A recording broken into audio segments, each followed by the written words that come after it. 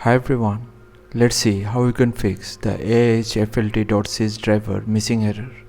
To get started, simply search for command prompt, right click over it and run it as administrator. Now type this command and hit enter to execute it and wait for the verification process to complete.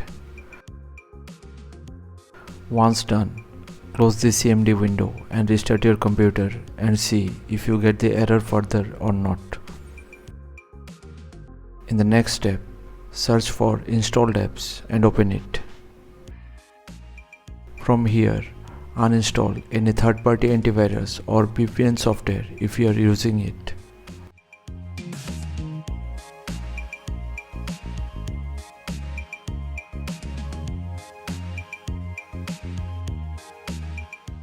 Once uninstalled, close everything and restart your computer. In the third and final step, search for command prompt, right click over it and run it as administrator. Now type this command and hit enter to execute it.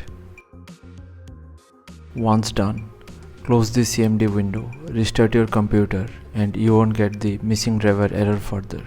So thanks for watching. Please feel free to subscribe and stay tuned for more such Windows tips, tricks and tutorials. Thank you.